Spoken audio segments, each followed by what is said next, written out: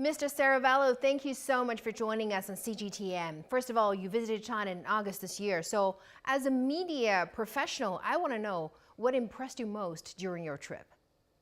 Hi, thank you for calling me to talk with you. The first good impression I had upon arriving in Beijing was finding a city with a remarkable clean air, while electric vehicles shared the streets and avenues. The image of a polluted Beijing, which was so strong in the West, quickly faded during this trip from the airport to the hotel. I visited three cities, Beijing, Wuhan, and Chengdu, and despite the large populations, there were no visible poverty, like we usually, unfortunately, are used to see in Brazil. And these weeks I spent in China, we visit many factories, technology companies, and villages. So I had a strong impression of a significant change in the way Chinese people are living.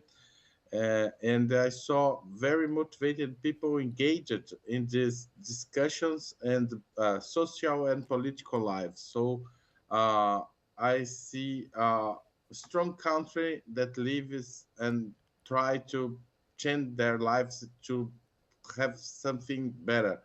At the same time, reading newspapers, talking to both Chinese locals and Brazilians living in China, I could feel a clear uh, awareness of both Communist Party and Chinese government in different ways, and they should. I saw they concerned to the challenges of the modern world. The focus on relations with Brazil seemed to be genuine and very strong to me. And for these reasons, I believe that we should straighten the ties between China and Brazil. Mr. Sereza, so as a journalist with extensive experiences covering international affairs, you have witnessed firsthand the dynamics of global power structures. So from your perspective, how can the two countries collaborate as G20 members to promote a shared future that fosters a more just world and a sustainable planet? Both the G20 summit and the signing agreements between China and Brazil in Brasilia, attended by Xi Jinping and Lula, highlight a strong uh, alliance that can be uh, done by these two countries. It represents one of the most significant forces in international policies today.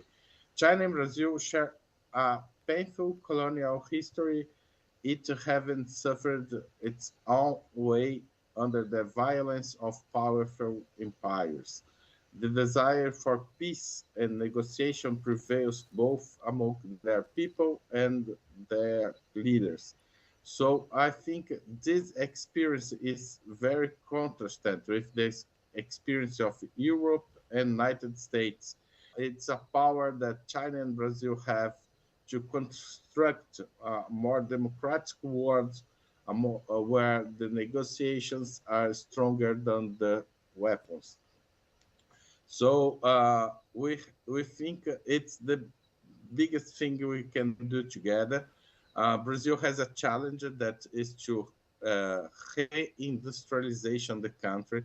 We lost many factories and industrialization last years, and I think uh, with an ally with like China that understands the needs of his its partners can help to we do that, and a stronger Brazil and a stronger China can make the world a better place to live.